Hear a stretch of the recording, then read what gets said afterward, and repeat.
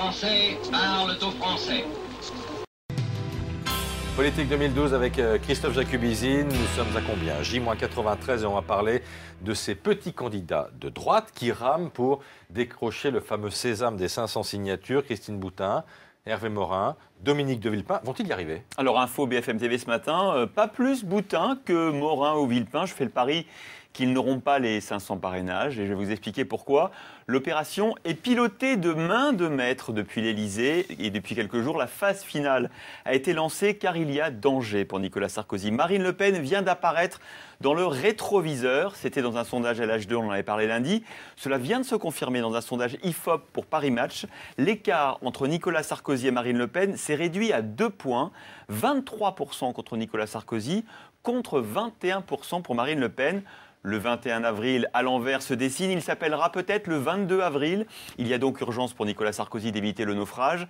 Tous les moyens sont déployés pour empêcher les petits candidats de droite de lui prendre de précieux pourcents. Ça commence donc par Christine Boutin qui boit le calice jusqu'à la lie. Et ça se poursuit par Hervé Morin qui, je crois, rencontre Nicolas Sarkozy ce matin. Oui, c'est le conseiller politique du président qui a appelé Hervé Morin pour lui dire que Nicolas Sarkozy souhaitait le recevoir à l'Élysée. Certes, Hervé Morin a encore réaffirmé mercredi lors de ses vœux à la presse sa détermination à aller jusqu'au bout malgré les coups de poignard au sein de son parti et, je cite, les pressions de l'Élysée. Seulement voilà, avec moins de 1% des intentions de vote, Hervé Morin n'est peut-être pas suicidaire.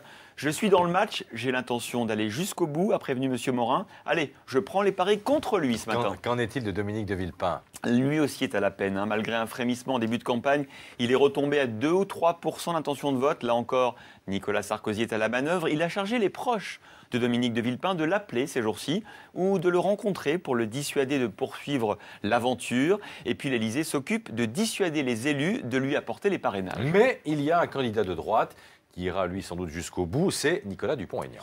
C'est pas probable, Christophe, c'est certain. C'est d'ailleurs le seul sur lequel, allez, je mets ma pièce ce matin, la voilà. Pourquoi?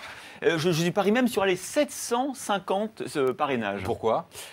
Parce que c'est quelqu'un qui m'a dit que l'Élysée voit sa candidature de manière très positive. Nicolas Dupont-Aignan, c'est le candidat anti-Marine Le Pen, celui qui est le plus dangereux pour la candidate du FN, car il prône lui aussi la sortie de l'euro, le retour au franc. Et puis il est finalement le seul à proposer à droite comme à gauche une voie radicalement différente, une alternative de politique économique sans les aspects extrêmes de Marine Le Pen. Et comme l'objectif de Nicolas Sarkozy est de faire baisser Marine Le Pen, qui, je vous le rappelle, dans le rétroviseur, pour éviter qu'elle ne soit au second tour à sa place, eh bien Nicolas Dupont-Aignan, que voulez-vous? Il est tout simplement parfait. Certains à l'Élysée l'ont même baptisé François Pignon, du nom du héros du film Le Dîner de cons. Nicolas Dupont-Aignan invité au festin de la présidentielle par Nicolas Sarkozy. Attention, à l'Élysée, on ferait bien de revisionner le film encore une fois, car en général, rien ne se passe vraiment comme prévu, ni au cinéma, ni dans une élection présidentielle. C'est des Christophe Jacubizine. Veuillez écouter tout d'abord quelques messages personnels. Gabriel garde l'anonyme. Le manchot la serre dans ses bras. Nous disons le manchot la serre dans ses bras 2 fois.